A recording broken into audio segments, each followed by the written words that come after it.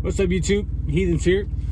So wanted to discuss the process of what happened to me a couple days ago. Yesterday. Basically I delivered a load at Walmart in PA,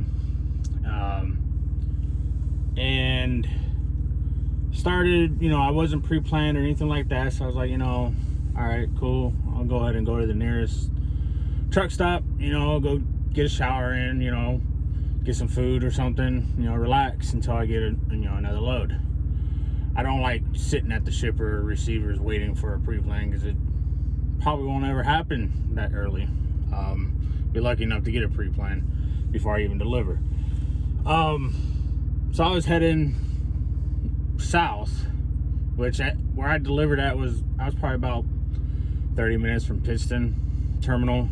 I kind of figured I was going to be going south, from my experience of delivering in the area. My next pickup would be more south, so I started heading south and got to the closest Petro, and as I'm in mid-route, a single message pops up on my Qualcomm. Can't look at it while I'm driving down the road, and I'm like, it's only one. Normally when a load comes across, it'll be 4 or 5, sometimes up to 8 messages.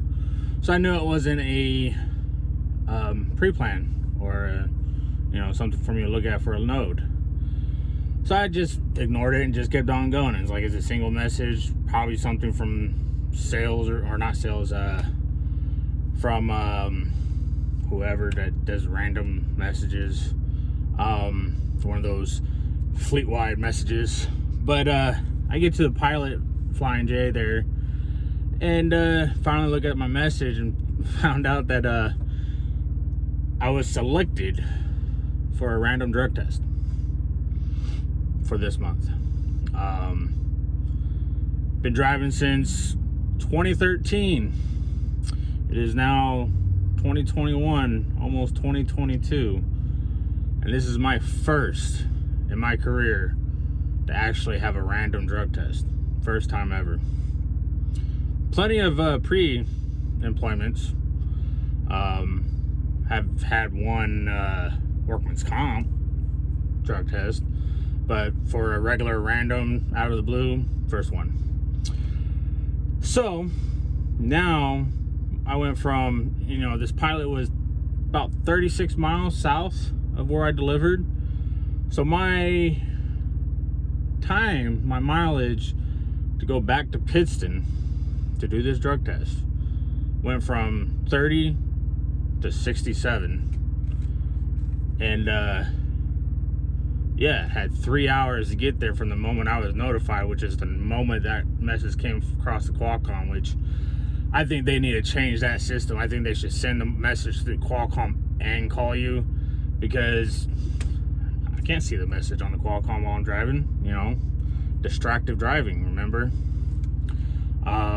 Even though talking on the phone is also considered distracted driving, but I can still concentrate on the road while talking with my headset versus looking at a Qualcomm where I'm not paying attention ahead of me. So now I have lost 30 minutes, and now I have to drive a little over an hour to get to Pitston. Well, the smart ass that I am, an asshole, I sent a message back. I was like, so how much Prime paying me to go to Pitston? Yeah. That finally entitled a phone call from my fleet manager talking about this drug test is not negotiable, but I'll go ahead and pay you $1 a mile to go up there to do it. I'm like, I'm not arguing with you. I ain't going to say, no, I'm not going to do it. I was just kind of curious, if Prime would actually pay. I don't know how that all gets down. And I know some of you guys are gonna be like, oh, well, it's only a phone call, you're not gonna get paid. Well, no, you should know me better than that now. I always request everything on Qualcomm message, so I do have proof of that. He's gonna pay me $1 a mile. So, but I had 3 hours to get there from the moment of being notified. So I had what, 2.5 hours to get there. No biggie. So, but the problem was is I've already peed for the day, you know, for that morning. I just recently peed when I was at the receiver. And so took off to go to the Pitston terminal, and I had one energy drink left, which is, you know, a 0 sugar energy drink, so nothing but pure caffeine, and down 3 water bottles on the way there in an hour. Got into inbound, and it was funny. I pull in, I left my reefer on pre-trip mode, so my reefer was still running. I didn't want to stop because, you know, obviously I have a time limit to get there and do this, so I just left it on and said fuck it. Get there, hop out, turn that off, hop back in my truck, and the guy runs my truck number and walks over. He's like, "Are you Steven?" I'm like, "Yep."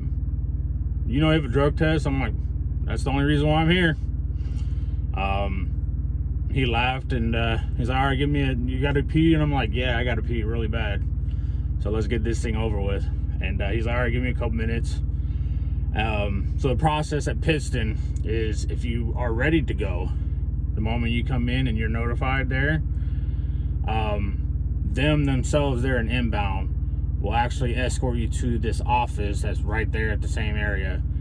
You fill out the paperwork, and then you guys both go into the bathroom.